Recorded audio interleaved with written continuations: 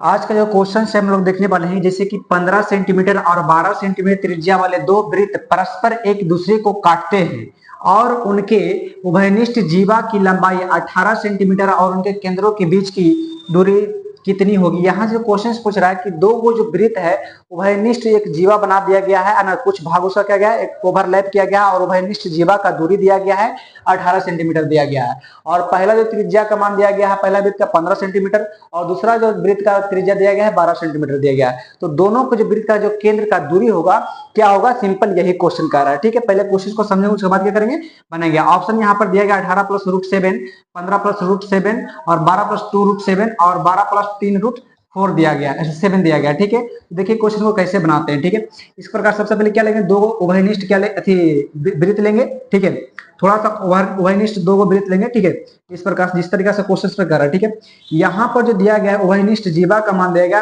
18 centimetre दिया गया, total का 18 सेंटीमीटर दिया गया है। और यहाँ पर जो एक यहाँ पर केंद्र लेंगे, यहाँ पर केंद्र लेंगे, ये दोनों केंद्र के जो बीच की दूरी है ज्ञात करने के लिए बोल रहा है, सिंपल। ठीक है, तब यहाँ से जो एक जो त्रिज्या का मान दिया गया है और दूसरा जो त्रिज्या का मान दिया गया है, एक का 15 दिया गया है, एक का 12 दिया गया है और इसके जो बीच की दूरी है ना ज्ञात करने के लिए बोल रहा है। ठीक है, तो ए है ना, बी और सी यहाँ पर डी मान सकते हैं। ठीक है, कोई दिक्कत नहीं है। ये जो है ए और सी जो है ना, जो इसको जो जीवा को काटता है दोनों को बराबर बराबर भागों में काटता है। ठीक है, यानी कि जो ये और ये दोनों बराबर हुआ और ये दोनों के बीच की जो दूरी दिया गया है ना 18 सेंटीमीटर दिया गया है। तो यहाँ पर इसको 9 सेंटीमीटर और 9 सेंटीमीटर मान सकते हैं, मान लेंगे क्योंकि बराबर बराबर में काटा गया है। तो अब यहाँ से निकालेंगे, यहाँ से इसका और ए और सी का जो बीच की दूरी निकालने के लिए कर रहा है, तो यहाँ से पहले पाइथागोरस निकाल लेंगे, है ना। ए बी और डी का जो त्रिभुज बन रहा है उसमें से अगर पाइथागोरस प्रमेय लगा करके हमारा यहाँ का दूरी निकाल लेंगे तो आप फिर इसको निकालेंगे, दोनों को जोड़ देंगे तो दूरी नहीं निकलेगा,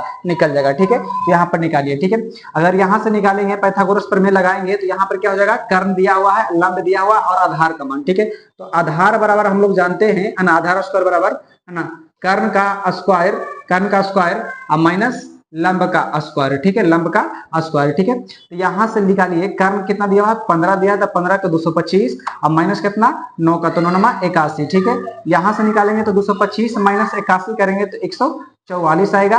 और यहाँ पर आधार का स्क्वायर दिया हुआ है ना, आधार बराबर सिर्फ निकालेंगे तो क्या हो जाएगा, 12 हो जाएगा, क्योंकि ये रूट चढ़ जाएगा। ठीक है, तो आधार बराबर कितना आ गया, 12 आ गया। ठीक है, तो यहाँ पर इसका मान आ गया 12। अब इसका निकालेंगे, है ना, तो निकालिए यहाँ पर, है ना, त्रिभुज बी सी और डी का निकालेंगे। ठीक है, यहाँ पर कर्ण का मान दिया है 12 और लंब का मान दिया है 9, आधार का मान निकालना है। तो आधार का मान निकालिए, है ना, आधार बराबर क्या होता है, कर्ण का स्क्वायर माइनस लंब का स्क्वायर अंडर रूट हो जाता है। ठीक है, यहाँ पर कर्ण कितना दिया हुआ है, तो 12 दिया हुआ है, यानी कि 144 दिया हुआ है और लंब कितना दिया हुआ है, 9 दिया हुआ, तो 9 नमा 81। यहाँ से निकालेंगे, हटाएंगे तो कितना आ जाएगा, 144 माइनस 81 करेंगे तो शायद ये 63 आएगा। ठीक है, रूट अंडर 63 आएगा। अगर 63 को बाहर निकालेंगे तो कितना हो जाएगा जी, 9 गुना 7 9 7 63, यानी कि 3 रूट 7 आ जाएगा। 3 7 दोनों को क्या कर देंगे, ऐड कर देंगे, तो यहाँ से ए और सी का क्या निकल जाएगा, दूरी निकल जाएगा। ठीक है, तो ए और सी बराबर क्या हो जाएगा, 12 प्लस रूट 3 रूट 7 हो जाएगा। ठीक है, इस प्रकार से इसका क्या हो गया, आंसर हो गया। ऑप्शन नंबर क्या हो जाएगा, है ना, डी इज राइट आंसर होगा। ठीक है, उम्मीद करते होंगे समझ में आ गया होगा। ठीक है।